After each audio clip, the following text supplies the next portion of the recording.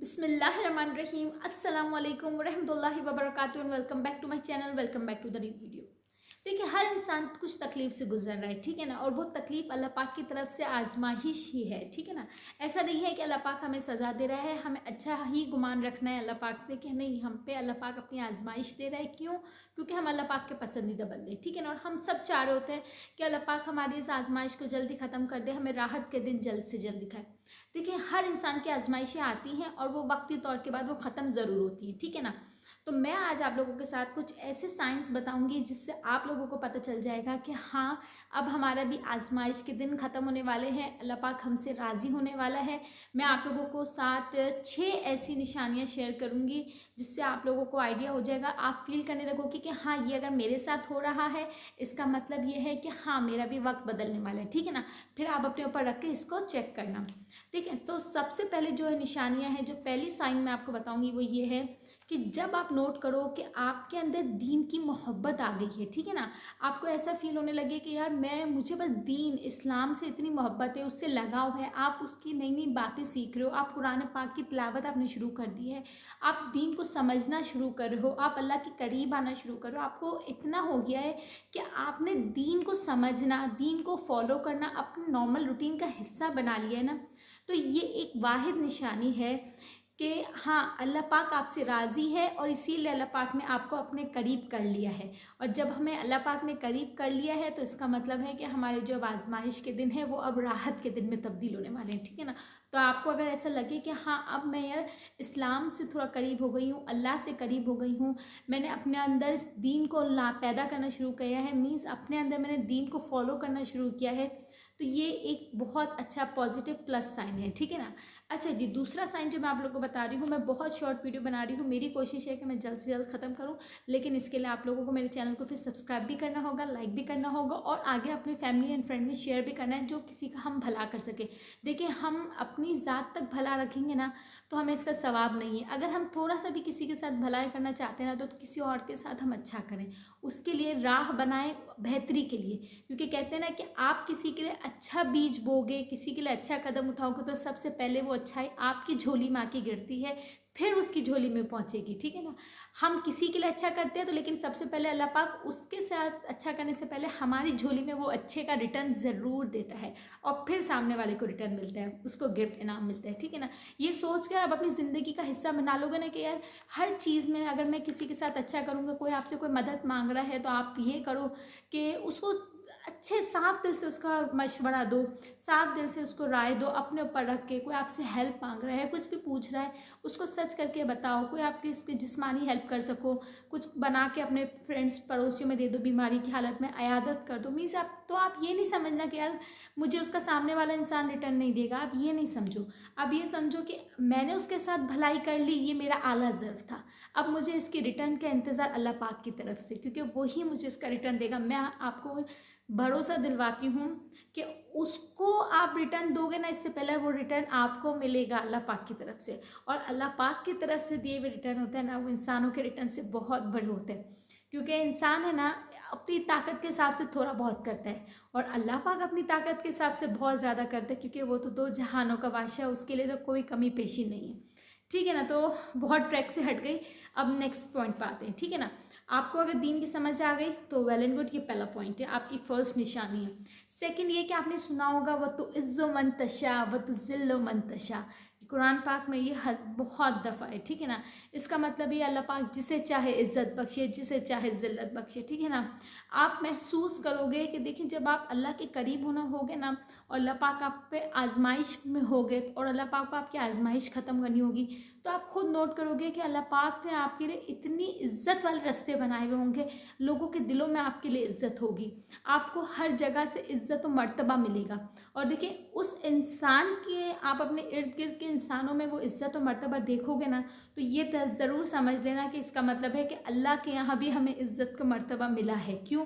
क्योंकि मैं पहले भी वीडियो में बता चुकी हूँ कि अगर आपको सबसे पहले अल्लाह पाक हमसे हमसे मोहब्बत करता है, और जब अल्लाह पाक हमें इज़्ज़त देता है, मोहब्बत करता है, इसके बाद वो अपने फ़रिश्तों को बोलता है, फिर वो फ़रिश्ते हमारी इज़्ज़त करते हैं, हमसे मोहब्बत करते हैं, फिर वो फ़रिश्ते दुनिया में आके हमारे बंदों को, अपने बंदों को बोलते हैं कि यार ये बंदा बहुत अच्छा है, अल्लाह इससे मोहब्बत करता है, अल्लाह इससे इज़्ज़त देता है, तो तुम लोग भी करो। और फिर इसी तरह इंसानों के दिलों में हमारे लिए इज़्ज़त आती है। तो वो स्टार्टिंग की जो इज़्ज़त आती है ना, वो अल्लाह पाक के यहाँ से आती है, ठीक है ना। तो जब अल्लाह पाक के यहाँ आपको इज़्ज़त और मर्तबा मिलना शुरू होता है, सही है ना। फिर दूसरा ये भी होता है कि जब हम आखिरी क़यामत के रोज़ अल्लाह क्या होंगे, रोज़े महशर कहते हैं ना, हिसाब किताब करवा रहे होंगे।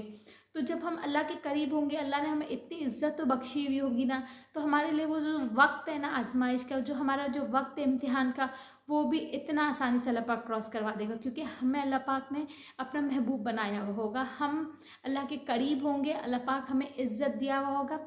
तो ये एक सेकंड पॉइंट है कि जब आपको हर जगह से इज़्ज़त मिलना शुरू हो, आपके लिए अल्लाह पाक ने सबके दिलों में मोहब्बतें डाल के रखी हुई हो, तो इसका मतलब ये है कि आपके लिए आजमाइश के दिन अब ख़त्म होने को हैं, अब राहत के दिन शुरू होने के हैं, ठीक है ना। अच्छा जी, जो थर्ड पॉइंट है ना, वो ये है, आप अल्लाह पाक की तरफ से जो नेमतें मिली हुई है ना, आप उस पर शुक्र अदा करना शुरू कर दोगे। देखें, हर इंसान के पास नेमतें ज़रूर हैं। अगर मैं माली नेमतों को ना भी देखूं, तो मैं बताऊं कि हमारा जो जीता जागता जिस्म है ना, ये एक सबसे बड़ी नेमत है। अल्लाह पाक ने हमें 2 हाथ सलामत दिए, 2 पाँव सलामत दिए, ज़बान दी, दिमाग दिया, आँखें दी, मीन्स एक छोटे से छोटा ऑर्गन भी अल्लाह ने दिया है ना। तो ये भी हम शुक्र अंदाज जितना शुक्र अदा करें ना, वो कम है। क्योंकि देखें, अगर आज आंखें नहीं है ना, तो हमारी ज़िंदगी बेरंग है। हम सुन नहीं सकते, ये एक अलग मसला है। अल्लाह पाक, हम हाथ नहीं होते तो आज हम अपने दूसरे काम किस तरीके से करते, चल नहीं सकते होते तो क्या मोहताजी होती है, हम सोच भी नहीं सकते। तो सबसे बड़ा तो शुक्राना जो है ना, वो हमारा जीता जागता जिस्म है। इसके बावजूद अल्लाह पाक ने हमें औलाद दी, हमारे पेरेंट्स दिए, हमारे बच्चे दिए, हमें इतना चाहने वाला, इज़्ज़त करने वाला शोहर दिया।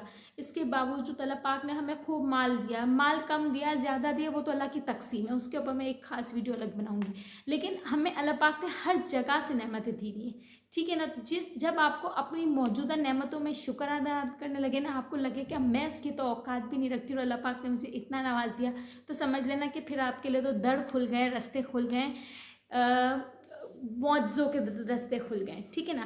तो जब ये सब साइंस आपके साथ महसूस होने लगे ना, तो आपको अपने अंदर समझ जाना है कि बस अब बहुत अनकरीब अच्छाई की, नूर की जो रोशनी है अल्लाह पाक की तरफ से अर्श पे से आने वाली है, ठीक है ना। ये तीसरा पॉइंट हो गया। अब जो चौथा है ना, वो मैं बताती हूँ। जब देखें, तहज्जुद मैं बता रही हूँ, तहज्जुद हर किसी को नसीब नहीं होती है।